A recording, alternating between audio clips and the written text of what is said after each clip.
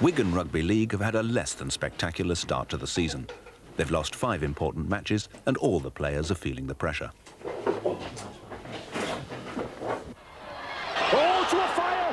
But there is one man who could turn the tide for Wigan, Martin Afire, the star winger of another leading club, Widnes. Afire also plays for Great Britain, and during the last 4 seasons he's been the league's top try scorer. But since the start of this season, he's been in dispute with Widnes and hasn't played a game. Throughout November, there's been speculation in the town that Afire will be put on the transfer list. But would Wigan be able to buy him? Martin Afire? Good morning, Martin. It's John Bent. Are you in a position to speak to me, Martin? Mm-hmm. I understand. Maurice Lindsay at Wigan is saying nothing, but have you heard any further developments regarding your transfer request, Martin?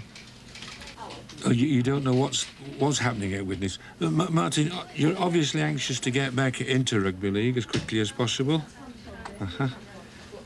And particularly into the Great Britain side, with a view to making the Australian tour next summer. Yeah, that's your biggest frustration, Martin. Can I quote you? Yeah. Thank you very much for speaking to me. Thank you. Bye. He says he's unaware of what the Widnes are committed are going to do. He feels that they're trying to keep him there at all costs. And he's just in limbo. Days later, Martin Afire is out of limbo, and Wigan chairman Maurice Lindsay breaks the news to coach John Money. I just wanted to tell you, it might be good news, but it might be a bit of a mind blower as well. Just had a phone call. This morning, Widnes have put Martin Afire on the transfer list. Officially. Well, yeah, you know what I think about it. I mean, they don't come along all that often. I mean, we're going to have to pay more than we should, aren't we? This is the bit I've got to tell you now. Can't believe it, but they put him on at £700,000. Now, I'm not sure whether, therefore, he intends to sell him or not. I mean, that could mean £700,000 everybody keep away and sending a message to Martin that you better get your boots back on because you're going to play for Widnes. What's that in Australian terms? About $2 million? $2 million, yeah. We'll have to leave it for a little while. If we just jump straight on the phone, it'll look as though we're anxious to pay any price. So I think that what'll happen, it'll be the typical thing of Dougie Lawton and everybody else saying it's a crazy fee, we're not interested. And we'll have to say the same, and we wouldn't be at that fee. Yeah. But if you really want him, and I know from talking to you in the past you will say that, we will make the best effort we possibly can. Well, it's good news for the club, isn't it? It's good news for the town, and I mean, if with losing Ellery this season, if we could put somebody like Martin Afire on the end of our back line, anything could happen. You know, we'd be right back in the race. We'd be right back in the hunt, and you know, they'd really have to beat us in. But Wigan cannot afford Martin Afire at the asking price. The club has built a new stand, and construction costs have gone way over budget. Like the stand, Wigan's accounts are firmly in the red. We have a duty as the directors of the club to ensure that the club doesn't get into a position of insolvency. And so the directors need to be able to add up and do their sums, and that's my job. Having said that, the supporters of the club don't care if you're in debt, providing it's manageable and controllable. What they really want to see is the team on the field on the day performing well.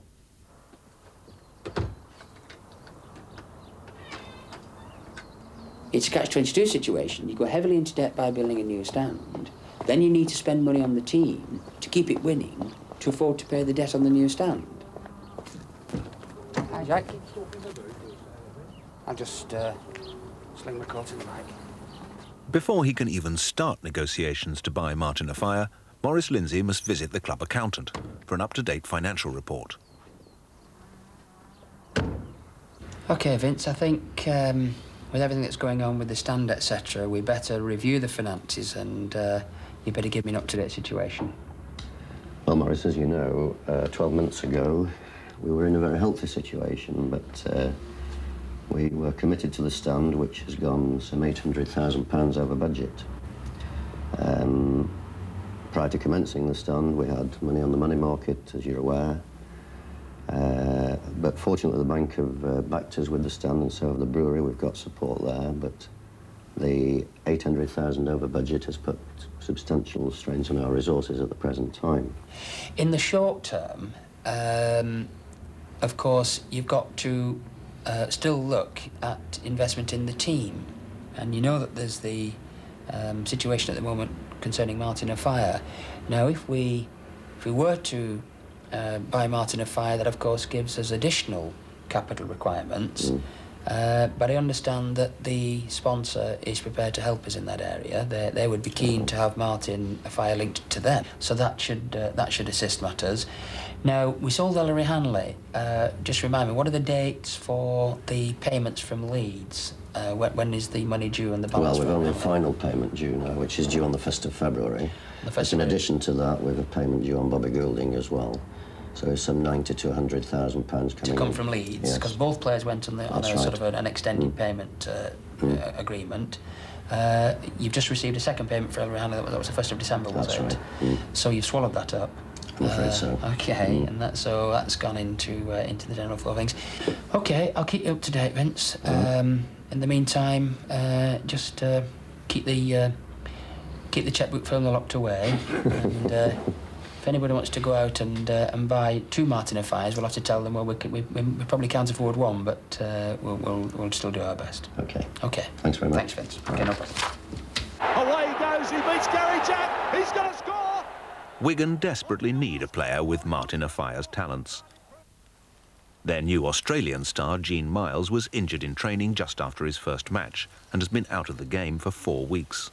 Well, it's getting more frustrating every day. You know, I've dragged my family halfway across the world to play rugby league, and you know, only being able to play 3 games out of the last 6 or whatever it has been